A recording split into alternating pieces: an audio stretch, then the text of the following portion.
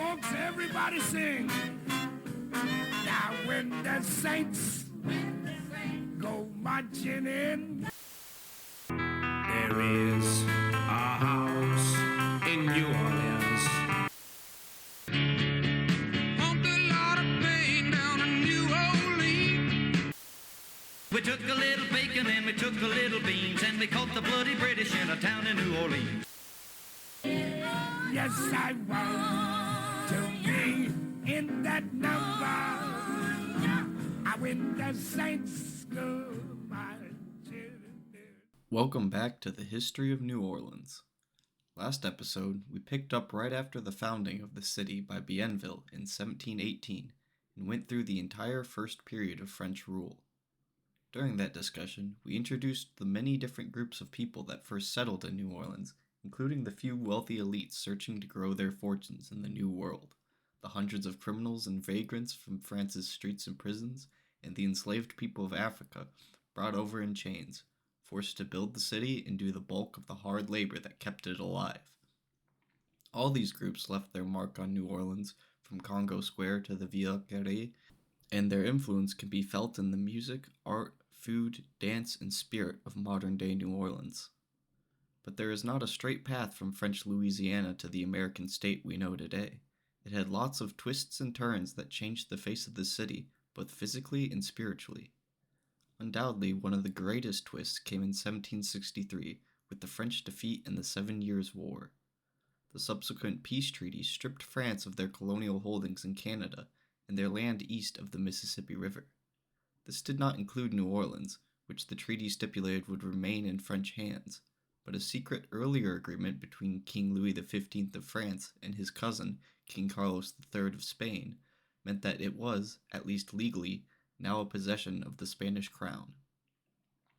The world at large, including New Orleans itself, was not aware of this secret treaty between Carlos and Louis until it was finally made public in April of 1764.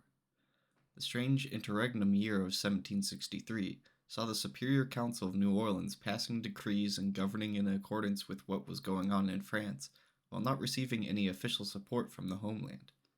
At first, the cold shoulder from France did not raise suspicions in Louisiana because the colony had just spent the last few years cut off from Europe by the war, but as the year dragged on, they got more and more anxious. Their fears were finally put to rest when a liaison from France informed the French governor in the city that the colony had been given to Spain and that he should prepare to transfer all powers and duties to the incoming Spanish governor. The French governor also had the unpleasant responsibility of informing the people of New Orleans, who still held a strong connection to France, that they were now legally subjects of the Spanish crown. He broke this news by printing the first ever broadside in New Orleans and pasting it around the city. This was undoubtedly a shock to the citizens of New Orleans and the wider population of Louisiana once it spread, but luckily they would have plenty of time to collect themselves and really process the implications of this massive change, because it would take another 2 years for the Spanish to finally send someone over to govern the colony.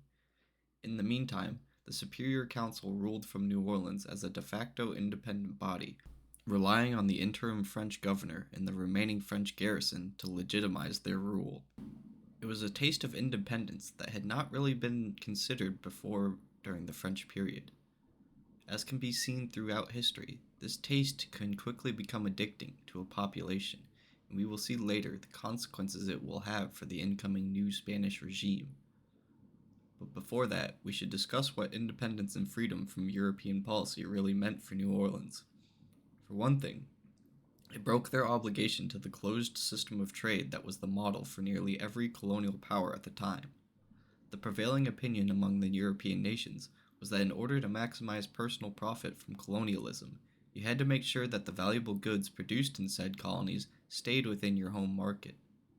How could Spain profit from the sugar plantations in Cuba if the island sold it to the British, who were offering a higher price, and then who would in turn sell it to Spain for an even higher price? In order to avoid this predicament, the colonial powers declared a monopoly on all exports from their colonies. They were only allowed to trade with the homeland or other colonies ruled by the same ruler. Now that this system was no longer enforced in New Orleans, a whole new world of economic opportunity opened to the city. New Orleans' greatest asset had always been that they were the gatekeepers between the markets of the northern and southern colonies because of their position on the Mississippi. When the 7 Years' War ended, this position was not exactly threatened territorially, but the worry was that now the British controlled the fur trade in Canada and Louisiana was banned by French law from trading with the British, that the flow of goods from north to south and vice versa would be interrupted. But as an independent entity, New Orleans was free to trade with whomever they liked, and for the first time since 1718, the British were able to move up and down the Mississippi, to the benefit of the merchants in New Orleans. This meant that the consequences of the 7 Years' War was not an economic contraction, as the New Orleanians had feared, but a new open market where profits were seemingly limitless. For the British's part, they were happy with the newfound freedom of Louisiana, because they were able to pick up the slack in the supply of New Orleans that had occurred when the French crown stopped supporting them. All in all, this new free market did more than just change the economic face of the city. It also led to the people of Louisiana beginning to think of their own interests and how they might differ from those of Europeans.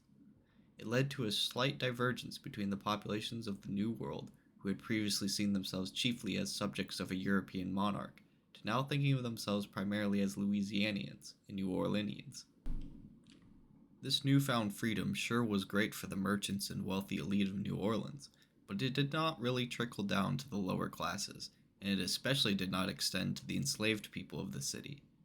Sure, French law no longer held sway over the citizens of Louisiana, but they kept the Code Noir and all of its controls over slaves' lives in place.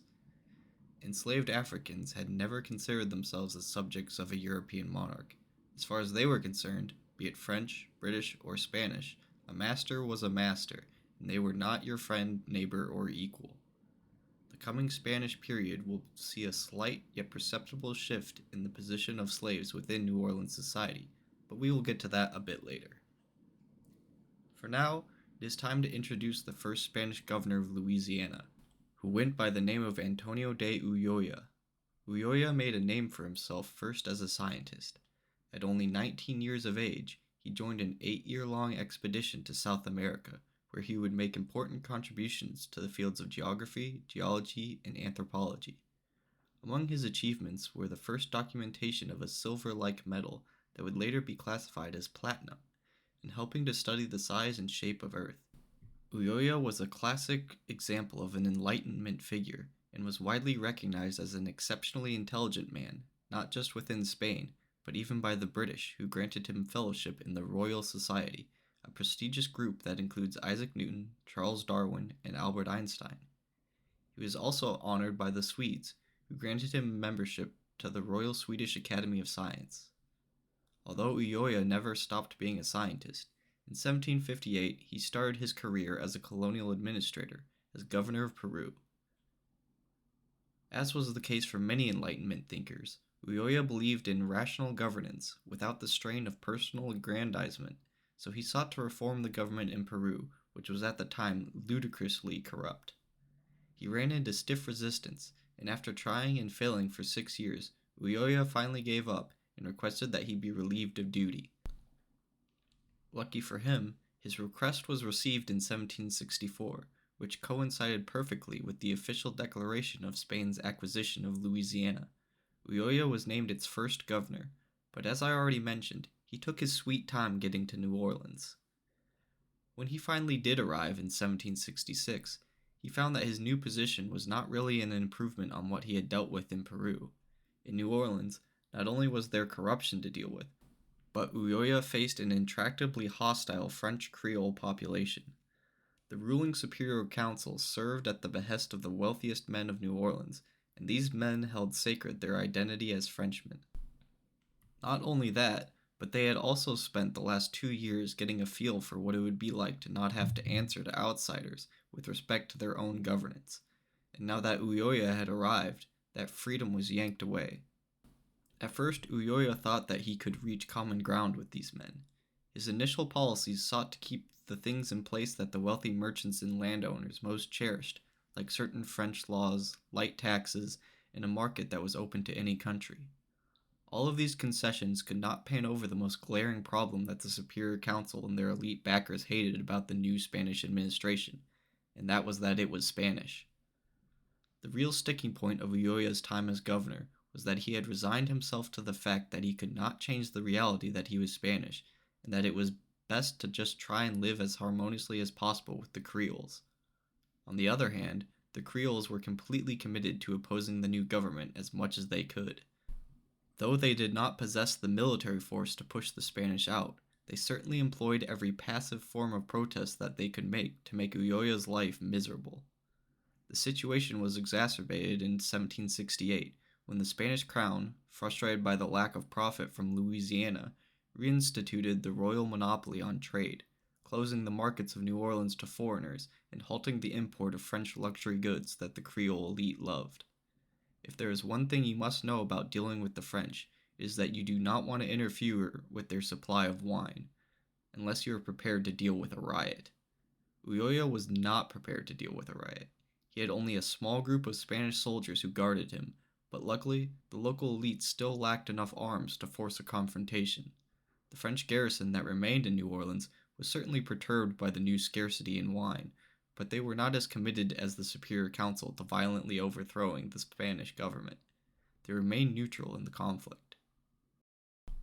Given that neither side had the means necessary to force the issue, the Creoles and Ulloa lived in reluctant, passive-aggressive peace, for a time, but something would have to break soon, as the pressure was building to a fever pitch. This breaking point would come in the last few months of 1768, but its motion began 13 years earlier, in 2,000 miles north of New Orleans. If you recall from last episode, when we discussed the French and Indian War, most of the fighting took place in Canada and the northern British colonies. Well, by 1755, the French were on the back foot in this theater, and the presence of so many British troops in Canada made the local French majority anxious and the local British minority bold. We are more interested in how this dynamic played out on the northern peninsula that jutted off the Canadian mainland into the Atlantic Ocean. This province was called Acadia by the original French settlers, but after their defeat in 1713 in the War of Spanish Succession, the British took it over and renamed it to the province we know today as Nova Scotia. For 42 years after the transfer of ownership, French and British colonists lived uneasily together on the island, but in 1755, with the backing of the British occupation force, the British settlers were able to expel the French, who called themselves Acadians, to show that they hadn't forgotten their home had been taken. The Acadians scattered to the winds, with some moving west to other French-Canadian provinces, and some making the long trip back to France. A large portion of them went right next door to Nova Scotia, to the island the French called Isle Royale, but which we today call Cape Breton. These Acadians would only be there for 3 years before the British captured the main fort on the island, the fortress of Louisbourg, and once again forced the Acadians to flee. Now, the original population of 20,000 Acadians were truly a diaspora, spread across North America, Europe, and the West Indies, with no hope of returning home to Nova Scotia. Those that resettled in France found themselves to be uncomfortable in the crowded urban centers of Europe that were so different from their frontier homes in Canada. While they were nominally subjects of the French crown, and thus Frenchmen, they felt very little kinship with their siblings from the homeland, and they yearned to return to the Americas. Into the scene steps Ulloa, who was hoping to bolster his position in Louisiana against possible future British incursions by founding a series of fortified settlements throughout his territory. In order to populate these settlements, the governor needs fresh immigrants, and so he invites the Acadians from all over the globe to come to New Orleans so that they might find new homes in the Americas.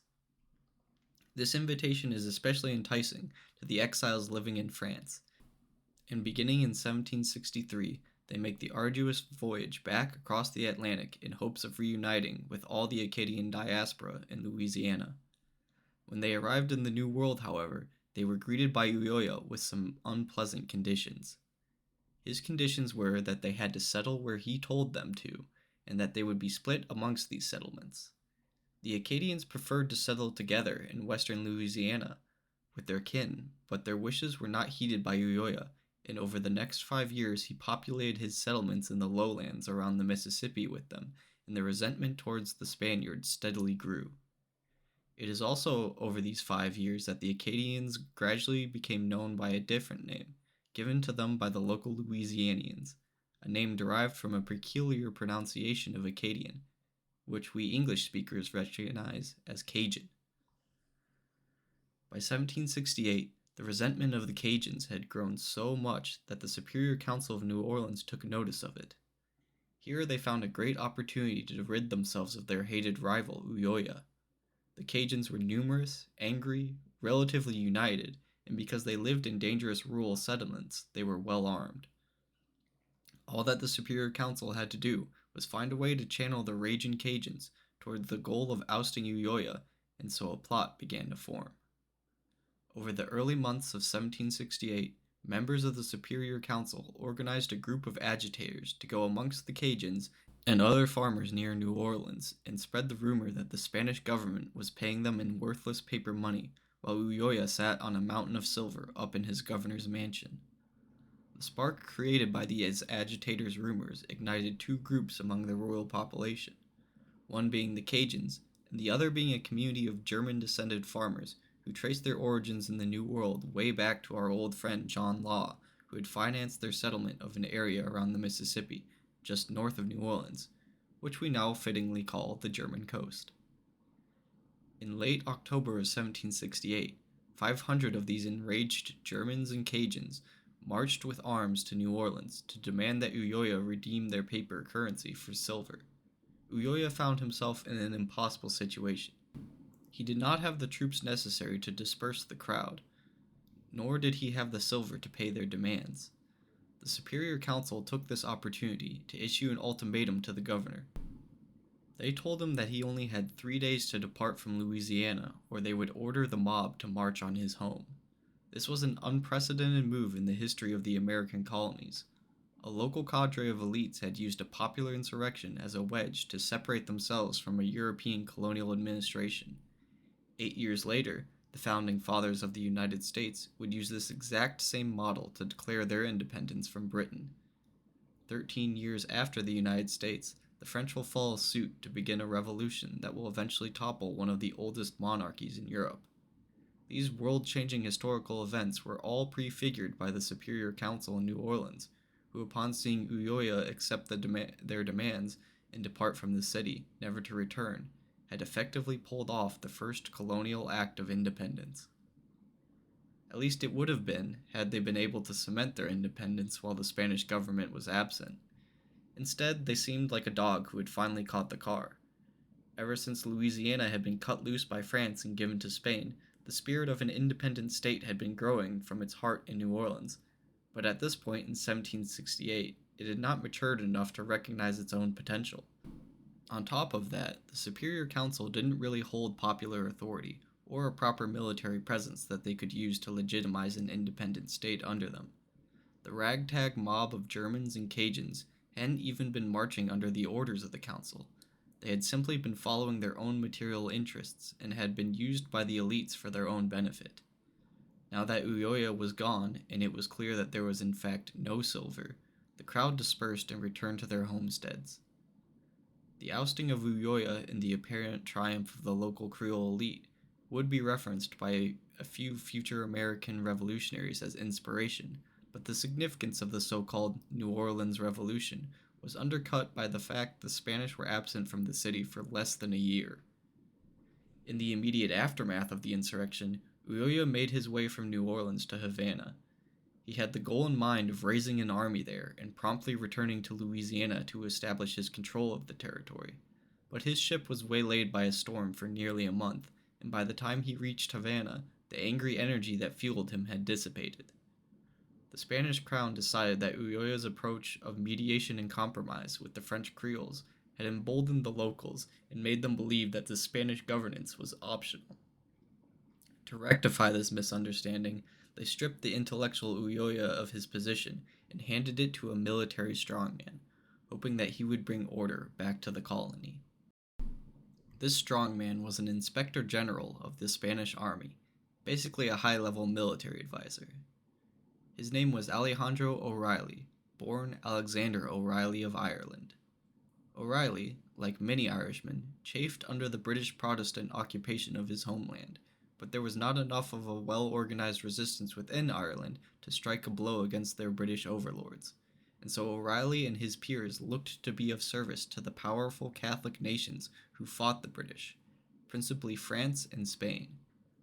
O'Reilly began his military career with Spain by fighting for their army in Italy against the Austrians, but he never forgot his vendetta against Britain, so after a few years he transferred to Cuba, where conflict between British and Spanish colonial forces was a constant occurrence.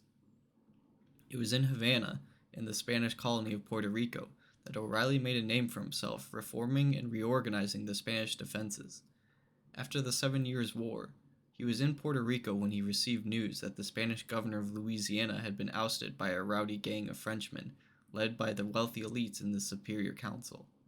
The Spanish crown charged him to embark for Havana, where he would gather all the men he could and then proceed to New Orleans, put down the rebellion, and assume governance over the city. This is exactly what O'Reilly did.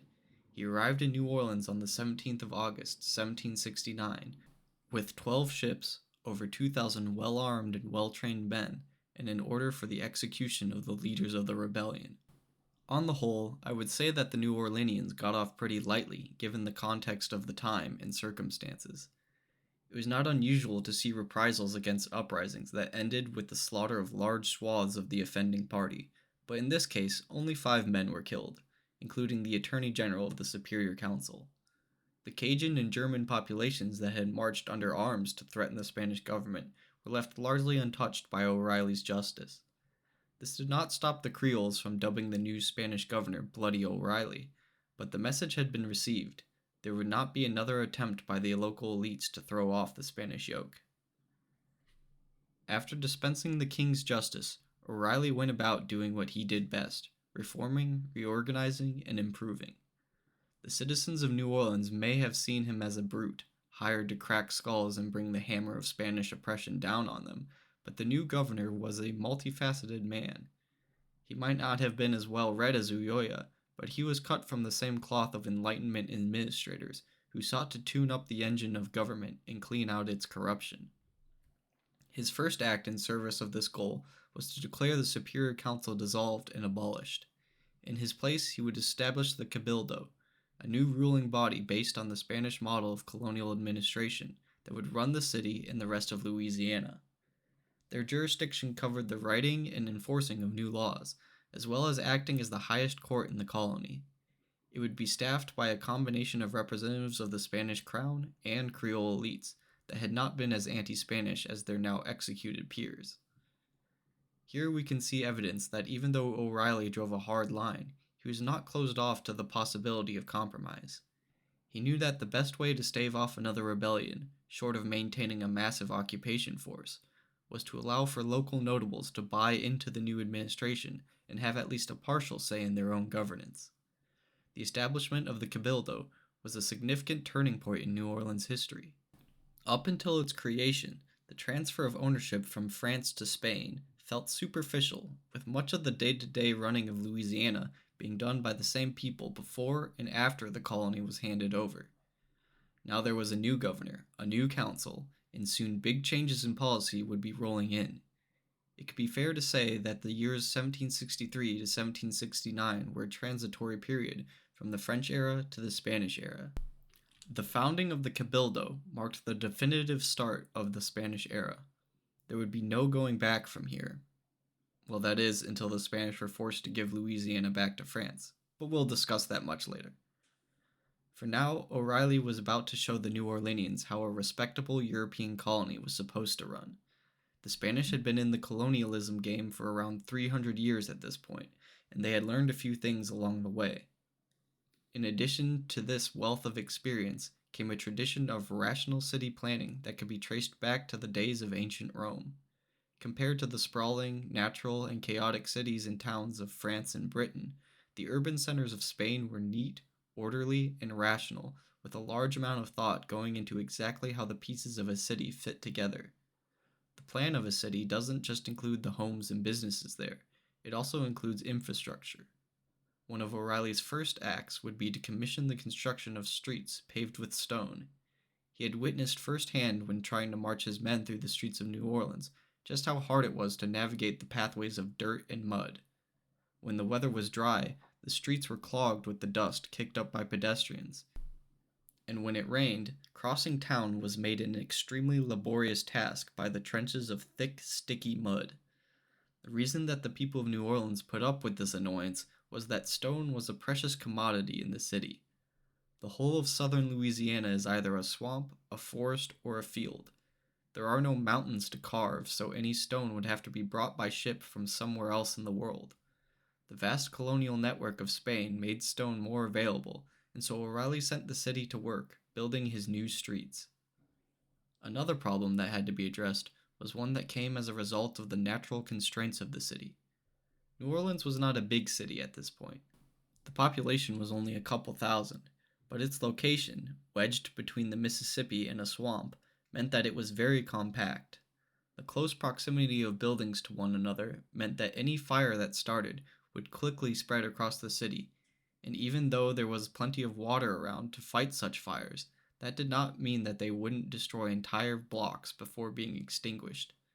To combat the likelihood of such destructive fires from starting in the first place, O'Reilly and the Cabildo wrote up a series of policies, taxes, and procedures that aimed at making New Orleans as fireproof as possible. As the modernization and reform of New Orleans was taking place, O'Reilly was acutely aware that no matter how much he improved the safety and well-being of his subjects, his administration and the administrations of his successors would always be viewed as outsiders to the French Creole population. It was a problem that could not be solved. They would simply have to live with it. But O'Reilly also knew that he represented the best opportunity for a Spanish government to force reforms on the French population. His garrison of troops outnumbered the citizens of New Orleans, but this situation was untenable given the resources of the city. Future administrations would have to get by compromising with their constituents because they would not be able to sustain such a large force of arms. O'Reilly had a big stick, but little time to use it. His time in office would be just 10 months, and so he would have to prioritize the largest reforms over any small changes that could be instituted later. The largest of which, and most likely to really piss off the planter elites that held the most power in the colony, was the reform of slave policy. The Spanish era of New Orleans was a time of changes, not only for the free population of the city in Louisiana, but also one of big changes for the enslaved people who lived there. For one thing, the French had ceased sending new slaves to the colony back in the 1730s. Now, 30 years later, the population of enslaved people was holding steady, even without newcomers, but that was not enough for the Spanish, whose colonial policy required massive plantations of cash crops to turn a profit. The Spanish began sending ships filled with African slaves to New Orleans to be sold to plantation owners and wealthy families in the city. This batch of newcomers would add their own unique flavor to the Afro-Louisianan culture that had grown out of the first few generations of enslaved peoples. As the enslaved population grew and changed, O'Reilly also saw fit to replace French slave policy with Spanish slave policy. In any form, slavery is one of the darkest evils that humanity has ever imposed upon itself. But it is not a uniform practice everywhere that it has existed. Slavery in ancient Greece was different from slavery in 1700s colonial America, and slaves in French, British, and Spanish colonies were treated differently from each other. In all cases, the crime is inexcusable, but in order to understand the history of slavery and how it affected those who lived under it, we have to know about those differences. O'Reilly threw out the Code Noir, which had been in place for over 100 years. Additionally, he abolished the practice of enslaving Native Americans. This was not because O'Reilly was some enlightened moral abolitionist, but because the enslavement of Native Americans posed a security threat to the colony that outweighed the economic benefits. For the Africans who remained in bondage, the Spanish government imposed new rules and regulations that were comparatively more lenient than the French system. Of the changes that the Spanish made, there were a few big ones that dramatically shifted the course of the lives of the enslaved peoples. Firstly, it was no longer required that slave owners get written and notarized permission from the government to free their slaves. This lowered the barrier slightly for slaves to earn their freedom. Secondly, under Spanish law, slaves could own property. This was a big one, as back in the day, property ownership was the mark of how much of a value to society you were. Not only could slaves now own their own things and make money, they could pass these down to their children, allowing for the accumulation of wealth through generations to eventually get to the third big change, which was the ability of slaves to buy their own freedom. This policy was not only rare compared to the other colonial powers' slave policies, but even within the Spanish Empire, only Cuba had the right of coartación, or the right of a slave to request a contract, which when completed meant they were free. Over the course of Spanish rule in Louisiana, a period of about 39 years, almost 1,500 slaves would use this contract system to buy their own freedom. This may seem like a small number, but keep in mind that the overall population of Louisiana was quite small, barely ever reaching 5 figures. To put into perspective how different it was to be a slave in Louisiana compared to one in any other North American colony, consider the fact that slavery was not only a lifetime condition, but also hereditary. A slave in Virginia, for example, had no hope of ever becoming legally free, and their children would have no hope, and their grandchildren would have no hope, and so on and so forth for eternity. But one in Louisiana could theoretically envision a future where maybe they wouldn't be equal to their white neighbors, but they would have freedom. They would not be bound to the whims of another person. All in all, the Spanish policy for enslaved peoples gave them a shred of their humanity back, and this can be seen in the racial attitudes present in later years in New Orleans. As compared to other southern cities, there was much more racial mixing. It is even more remarkable how much of a difference there was when you consider that the Spanish law was in effect for less than 40 years, and it was immediately followed by American slave policy, which was even more brutal and inhumane than the Code Noir. Yet still, those 30-odd years were enough to help create a unique Afro-Louisianan identity that would forever have a pronounced influence on New Orleans. The unfortunate caveat to all of this is that while these policies were in the books, the enslaved people had fewer rights in practice than they were given in law. When O'Reilly left New Orleans in 1770, he took his large garrison with him, leaving behind only enough troops to keep the Creoles from revolting. The lack of such an iron fist meant that the slavers could pick and choose when they wanted to follow official slave policy. O'Reilly would have one last mark to leave on the history of New Orleans as he departed. He sailed back to Havana, where he signed a decree that placed New Orleans and the rest of Spanish Louisiana under the Captaincy General of Cuba. To understand what this means, just picture the Spanish Empire as a hierarchy within Spain, and the Spanish king was at the top. Under him were the viceroyalties, which were huge administrative districts covering the multiple continents that Spain ruled over, and were governed by a viceroy. Then below this was the Captaincy Generals, which were basically administrative collections of several colonies, all ruled by the Captain General. There was the Captaincy General of Cuba, which included the island of Cuba, as well as Florida, and now Louisiana, but there was also the Captaincy General of Puerto Rico, all of which answered to the Viceroy, who answered to the King. Below the Captaincy Generals were of course the individual colonies like Louisiana, which were governed by a governor. If you got a little lost in the bureaucracy there, don't worry, as long as you remember that New Orleans was a small fish in a very, very, very large sea. But it was potentially a very important fish within the ecosystem that was the Spanish Empire. That is why O'Reilly tied its fate to Cuba, which was at the time the centerpiece of Spain's New World operation, and that is also why O'Reilly chose to leave behind one of his closest subordinates to be his successor as governor of Louisiana. Luis de Unzaga y Amezaga was born in Malaga, Spain in 1717 to a noble family. Like many sons of nobility, Unzaga was destined for a career as an officer in the Spanish military. Not much of his early career is of interest to us, but it is noteworthy that he served in the Italian campaign of 1735, which is likely where he met Alejandro O'Reilly. He would later meet O'Reilly again in Havana, where they would both serve during the 7 Years' War. After the war ended, Unzaga again followed O'Reilly, this time to New Orleans to put down the Creole revolt, and when O'Reilly left New Orleans, Gonzaga stayed behind as the new Spanish governor in charge of the city. Now, this wasn't Gonzaga's first foray into government. He had spent time as the lieutenant governor of both Puerto del Prince and Santiago de Cuba, so he was well aware of what it took to run a colonial government. Gonzaga was lucky that his predecessor had left such a strong base from which he could build off. O'Reilly had cowed the restless Creoles, established the Cabildo as the governing body of Louisiana, and began the process of reforming the French framework of laws to more closely resemble those of Spain's other colonies. It would have been very easy for the next governor to just coast off his success, but Gonzaga was no slouch, and he possessed something that O'Reilly didn't: the mind of a businessman.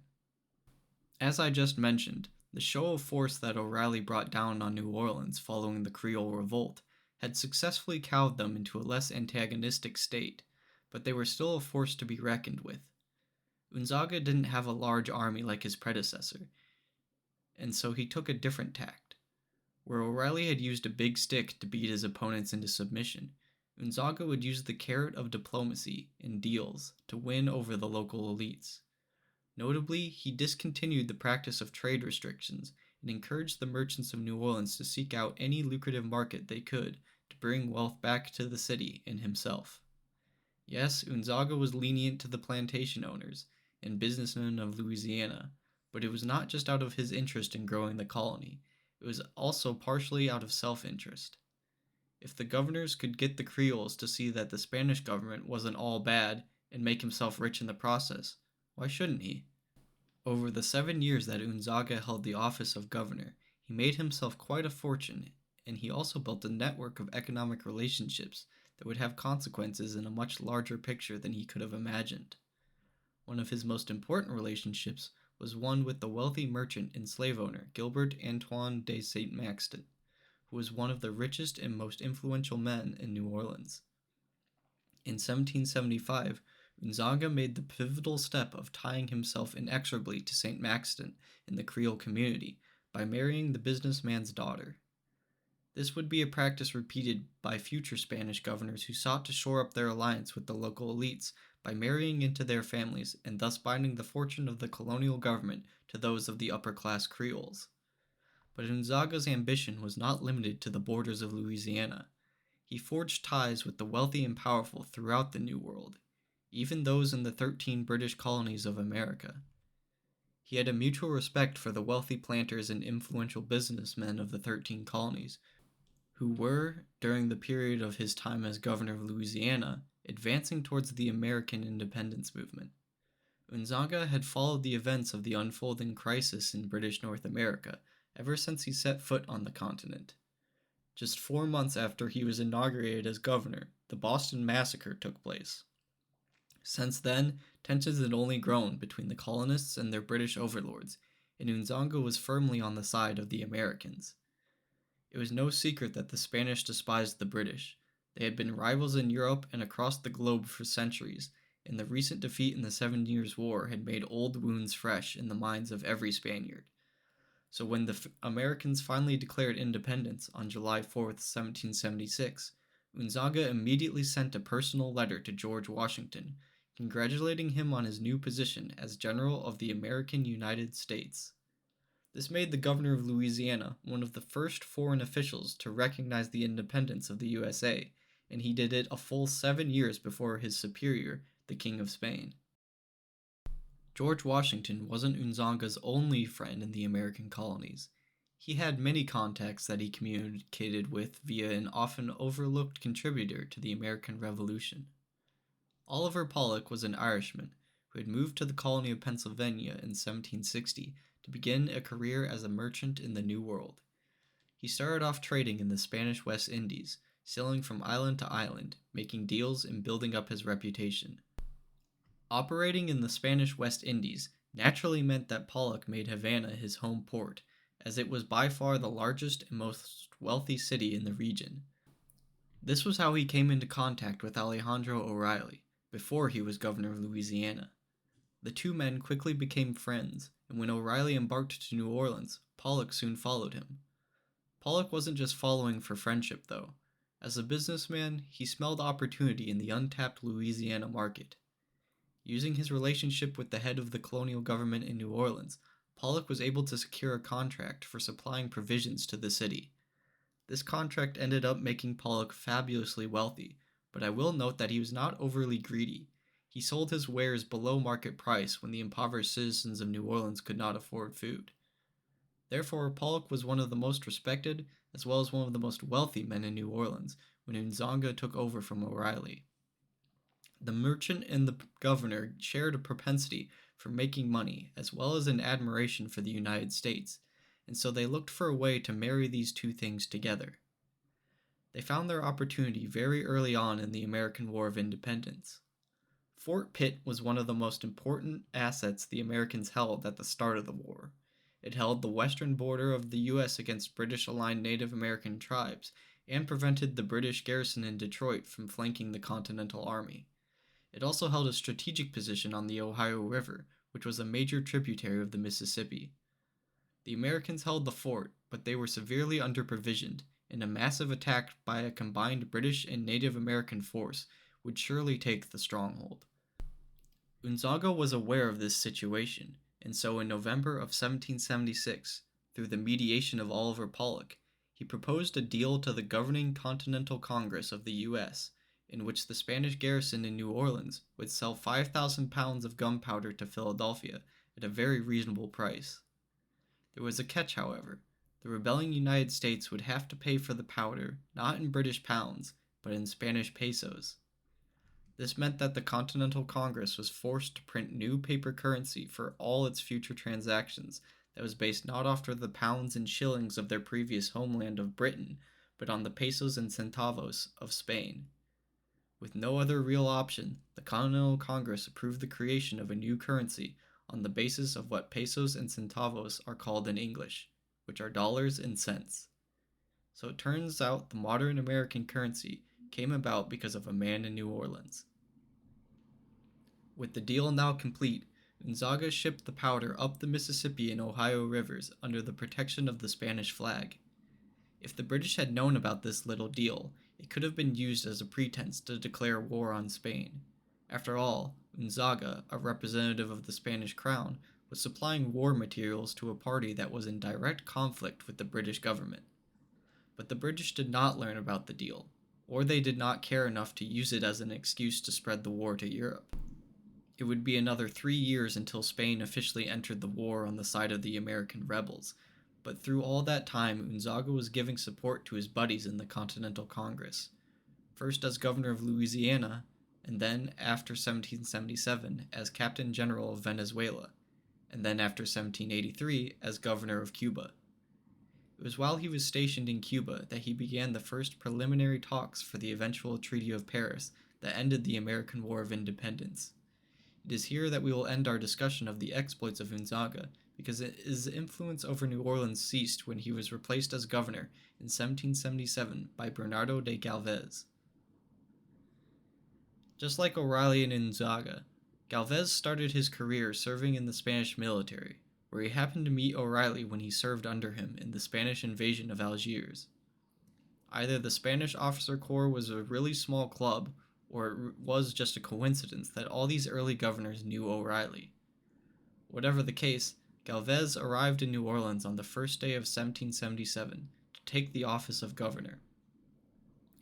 From the beginning of his time in office, anyone not paying close attention would find it hard to see that there was even someone new sitting in the governor's chair. Galvez picked up exactly where Unzanga had left off. He even married a daughter of St. Maxtant to seal an alliance with the Creoles.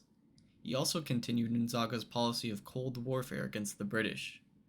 Around the same time that Galvez was getting settled into the governor's mansion, George Washington was making his famous crossing of the Delaware and breathing new life into the revolutionary cause. While Spain was not officially at war with Britain yet, Galvez was limited to non-military intervention, mostly of the intelligence and economic type.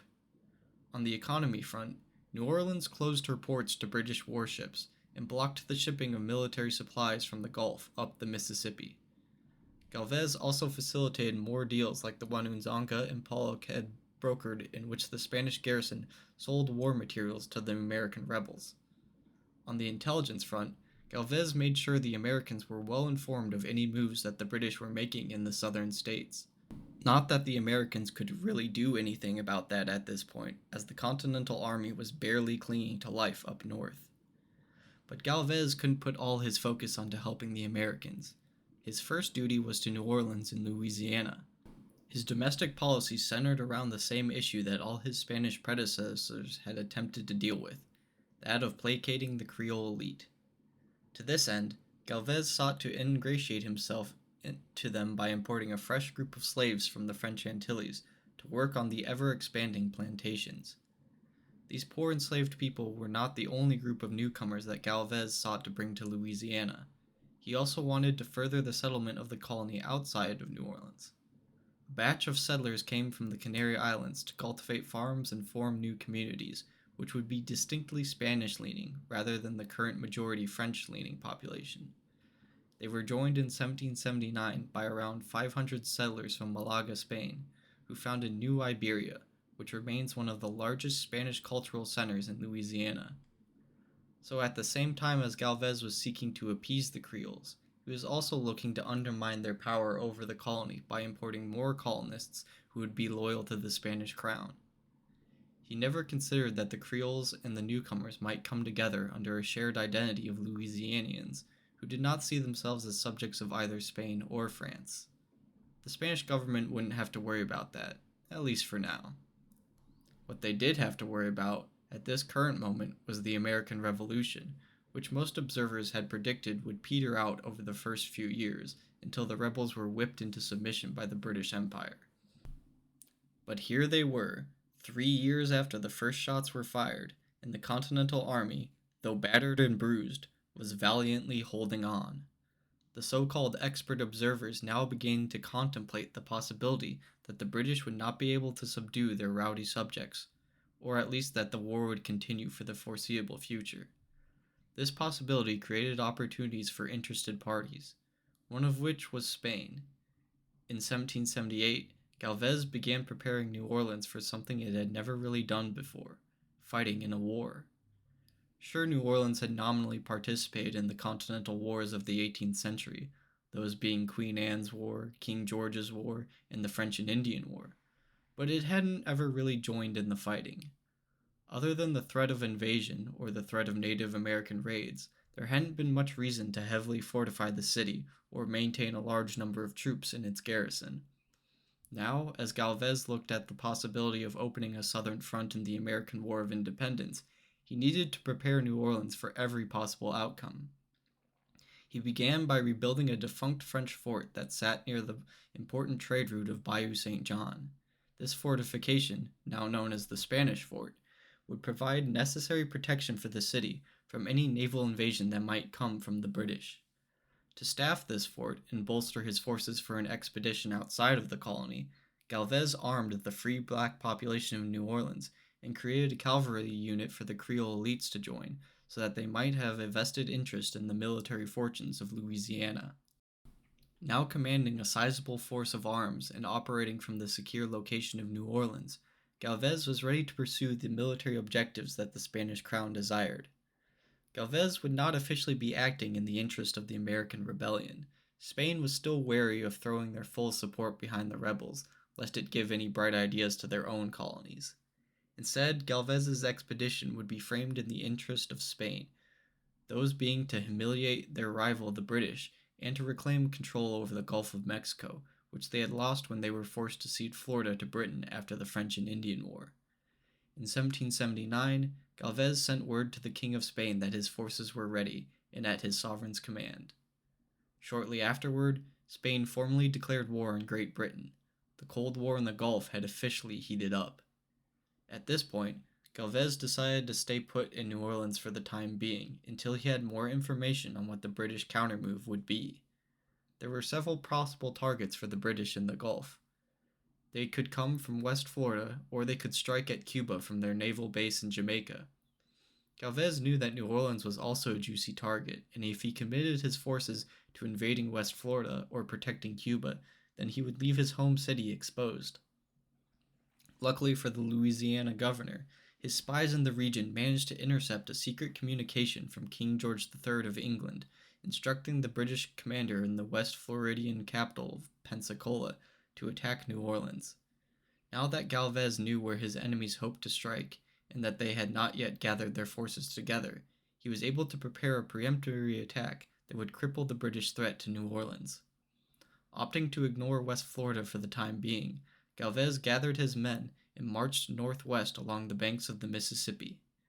As they went, they recruited volunteers from the rural Cajuns and friendly Native Americans until a force consisting of Spanish regulars, free men of color, white French Creoles, Cajuns, Native Americans, and even a few Americans under the command of Oliver Pollock arrived outside the British-controlled Fort Butte. There was a quick volley of fire from both sides, one man died, and the British garrison surrendered. A few Brits were able to escape the fort before Galvez captured it, and they ran to warn the garrison in Baton Rouge of the approaching Spanish army. Baton Rouge was the linchpin of British control of the Mississippi. While it stood, the Spanish would not be able to send supplies north to the ailing Continental Army, and the British would be able to strike New Orleans from the south if they wanted to. When Galvez's army arrived at Baton Rouge, they found a much different scenario than the one they had just faced at Fort Butte. Baton Rouge was garrisoned by almost 600 troops and had a formidable defensive structure called Fort New Richmond protecting it. A direct assault on the fort was impossible, as its artillery would certainly shred any enemy force approaching in the open. To circumvent this problem, Galvez sent a detachment of troops in a flanking maneuver to draw the fire of the fort's cannons. While they did this, the main body of the Spanish force dug their way closer to the fort until they were able to set up their own artillery and began shelling Fort New Richmond. After a few hours of constant bombardment, the British commander saw that Galvez had the superior position and was forced to surrender to the Spaniard. With the surrender of Baton Rouge, Galvez's campaign to secure Louisiana was effectively over. It had been remarkably bloodless. He had only lost 2 men while the British had lost 25, but the strategic victory was clear. The Louisianians now controlled the entire Mississippi River, and the threat of an invasion of New Orleans by the British was completely nullified. The exploits of Galvez during this campaign were captured by the French poet and Louisiana resident Julien de Lalande Poydras. In fact, his poem commemorating the victory at Baton Rouge was the first poetry to ever be published in Louisiana, starting a rich tradition of the fine arts in the colony. Galvez wasn't finished just yet.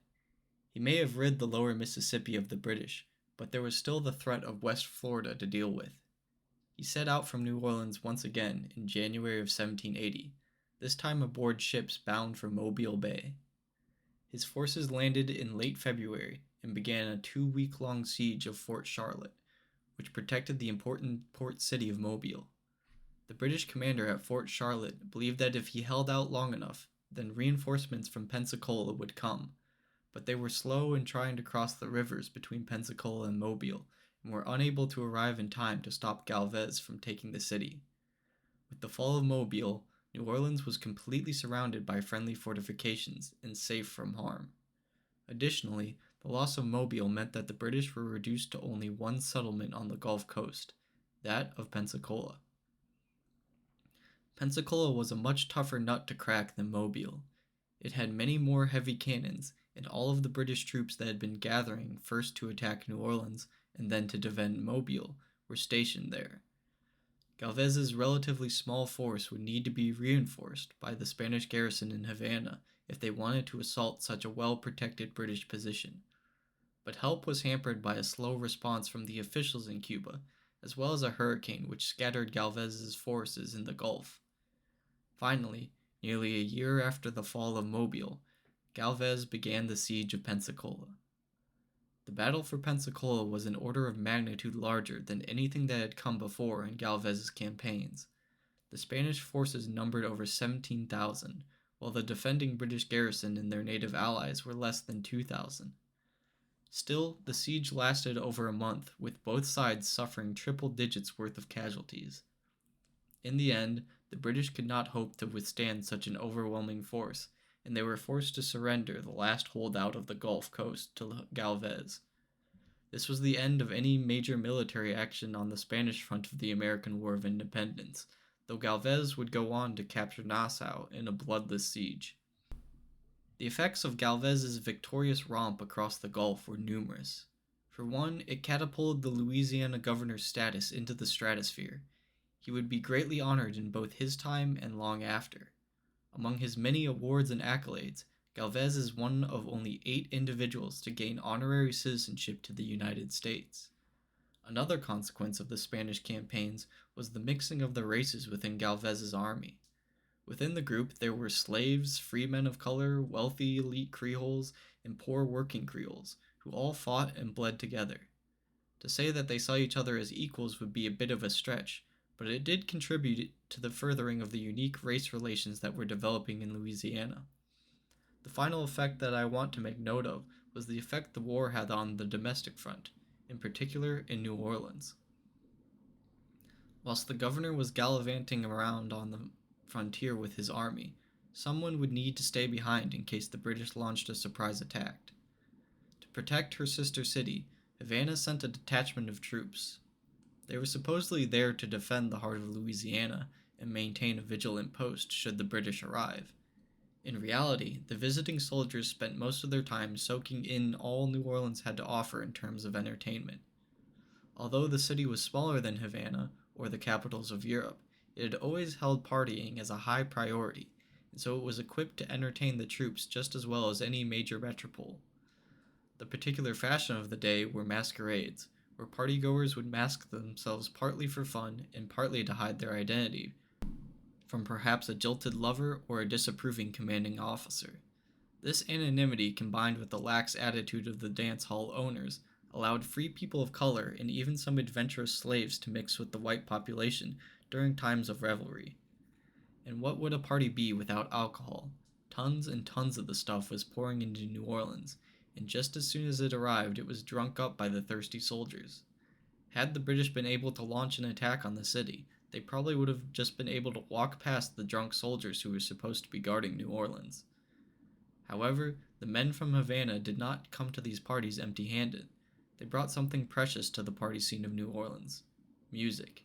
In this case, the musicians that came from Cuba were technically a military band meant to perform during official military parades or marches, but since there wasn't really anything going on during their time stationed in New Orleans, they decided to occupy their time by volunteering to play in the city's numerous dance halls. They brought with them the musical traditions of Havana that were now blending with the Louisianian sound to create something new and exciting. There was also something else being blended between the soldiers and the New Orleanians, but this something was a lot less pleasant than music. I am referring to venereal diseases. Yes, along with drinking and partying, there was of course rampant prostitution, which eventually caused the New Orleans Hospital for Venereal Diseases to be reopened just to treat all the new cases.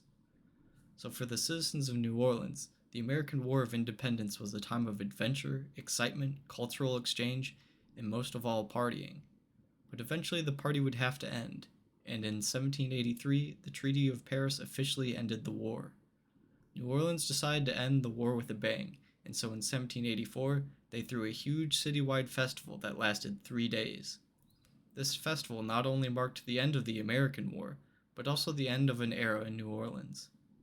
Galvez would finish out his term as governor in 1785 and be assigned as Viceroy of New Spain, but he would only hold this position for 1 year before his sudden death in 1786. He was preceded in death by his father-in-law, St. Maxton, who left behind a sizable inheritance, as well as a power vacuum in the Creole elite sphere. The era that ended with Galvez and St. Maxton's death was one of uncertainty in New Orleans' life. These first years of Spanish rule had started out shaky with the Creole revolt, but by the time that Galvez was succeeded by his protege, Estevan Miro, Spain had gained a firm grasp on the colony. Next episode, we will have to see whether this grasp is strengthened or weakened, and how New Orleans will be affected by the emergence of a new independent United States of America. Thank you for listening, and please join me next time for the history of New Orleans.